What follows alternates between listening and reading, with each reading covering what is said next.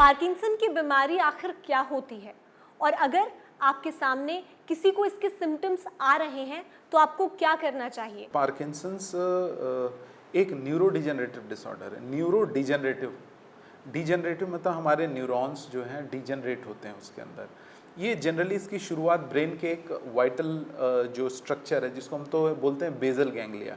Bezel ganglia के अंदर जो सब्सटेंशिया नाइग्रा पार्स कॉम्पैक्टा एक एरिया है जहाँ से डोपामिन प्रोड्यूसिंग सेल्स होते हैं, तो इनका डिजेनरेशन शुरू होता है जिसकी वजह से पेशेंट को डोपामिन डिफिशियंसी की वजह से पार्किंसंस के सिम्टम आने शुरू होते हैं।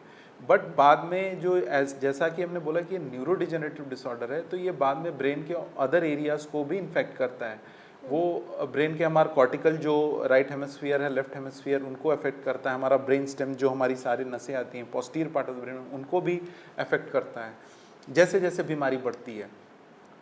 सबसे इंटरेस्टिंग बात पार्किंसंस में है कि पार्किंसंस के सिम्टम आने से काफ़ी दिन पहले पेशेंट्स को स्लीप रिलेटेड डिसऑर्डर शुरू हो जाते हैं, जिसको हम बोलते हैं RBD, rapid eye movement sleep behaviour disorder, जिसमें रात को सोते समय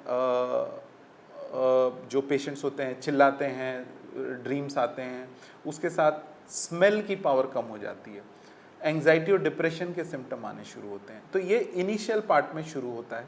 उसके बाद जो मेन क्लासिकल पार्किंसंस के सिम्टम्स हैं वो होते हैं बॉडी का धीमापन होना, बॉडी स्लो हो जाती है। आप चलते हो, अपने रोज़मर्रा के जो काम करते हो वो करते हैं तो वो काफ़ी स्लो होते हैं।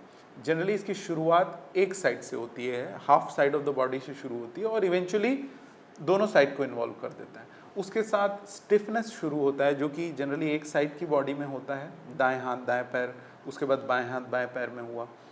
आवाज़ का धीमापन, फेशियल एक्सप्रेशन जो है वो नहीं होते हैं, मास्क फेसेस या बोलते हैं एक्सप्रेशनलेस फेस होता है। स्पीच, जो वॉल्यूम ऑफ स्पीच है वो कम हो जाता है, आप धीरे बोलते हो।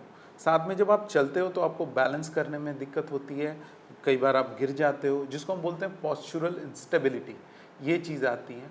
और कई बार ऐसा भी होता है कि पेशेंट को पॉस्चुरल इंस्टेबिलिटी के साथ साथ जो है जो हमने बताया ट्रेमर, जो सबसे इम्पॉर्टेंट चीज़ है, एक साइड से जो ट्रेमर होता है वो एक साइड ऑफ द बॉडी को इन्वॉल्व करता है और इवेंचुअली दोनों साइड में आ जाता है। और इन ट्रेमर की खासियत होती है कि ये रेस्ट ट्रेमर होता है। जब आपके ऑनसेट जब होता है तो जब आपका हैंड रेस्टिंग पोजीशन में होता है तो ट्रेमर होता रहता है, और जैसे आप मूवमेंट करते हो कंपैरेटिवली ट्रेमर कम हो जाता है। चलने पे भी ये ट्रेमर बढ़ जाते हैं, लेकिन जनरली रेस्ट ट्रेमर जो है इसका कैरेक्टरिस्टिक फीचर होता है।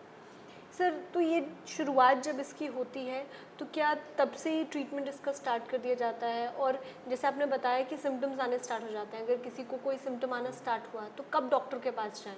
देखिए, सिम्टम अगर किसी के भी फैमिली में अगर आपके घर में कोई भी जनरली, क्योंकि ये प्रॉब्लम जनरली 60-65 साल की उम्र के बाद ही शुरू होती है, तो किसी की भी फैमिली में अगर कोई रिलेटिव है, नोन है या नेबर है, आपको लगता है कि ये पहले तो काफ़ी फास्ट थे, एक्टिव थे, अपना सारा काम कर पा रहे थे और अब ये स्लो हो गए हैं, नहाने में, ब्रश करने में, अपने रूटीन एक्टिविटीज़ को करने में इनको प्रॉब्लम हो रहा है, धीरे हो गए हैं, आवाज़ धीमी हो गई है, फेशियल एक्सप्रेशन कम हो गया है, हाथ का कंपन आना शुरू हो गया है, तो ये सिम्टम्स अगर आ रहे हैं तो इमीडिएटली आपको न्यूरोलॉजिस्ट से कंसल्ट करना चाहिए। क्योंकि समय के साथ, जैसे कि ये न्यूरोडिजेनरेटिव डिसऑर्डर है तो ये प्रोग्रेस होगा, लेकिन इसमें हम दवाइयाँ शुरू करते हैं जिससे हम पेशेंट की एक्टिविटी और डेली लिविंग को, जो है उसके रोज़मर्रा की जो एक्टिविटीज़ हैं उसमें हम इम्प्रूवमेंट लाते हैं, जिसमें हम लीवोडोपा देते हैं, डोपामिन एगोनिस्ट प्रेमिपेक्सोल देते हैं। ये दवाइयाँ क्या करते हैं कि डोपामिन के लेवल को बढ़ाते हैं ब्रेन में, और इससे पेशेंट्स को आराम मिलना शुरू हो जाता है। जनरली शुरुआत, जब बीमारी की शुरुआत होती है तो ये दवाइयाँ जो हैं वो 3 से 4 घंटे तक काम करती हैं। जैसे जैसे बीमारी बढ़ती है over a period of time तो इनकी दवाइयों का असर कम होना शुरू हो जाता है। बट ये दवाइयाँ जो हैं ये बीमारी को ट्रीट नहीं करती हैं, पेशेंट के सिम्टम को कम करती हैं और उसके रोज़मर्रा के जो है लाइफ में उसको एक कंफर्ट देती हैं ताकि वो अपना काम खुद से कर सके। और साथ में अगर आप एक्सरसाइज करते हो, योगा करते हो, एक्सरसाइज करते हो, रेगुलर रूटीनली फॉलो करते हो, तो इससे भी डिजीज़ का प्रोग्रेशन थोड़ा स्लो होता है।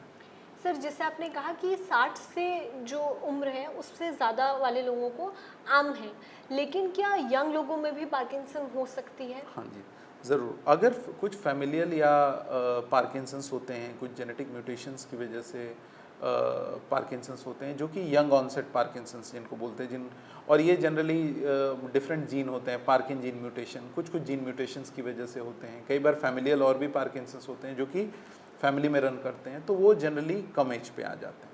बट जो इडियोपैथिक पार्किंसंस है, जिसमें हमें स्पोरेडिक होते हैं, जिनका हमें कारण नहीं पता, ये जनरली कॉमनली जो होते हैं वो 60 से 65 साल की उम्र के बाद।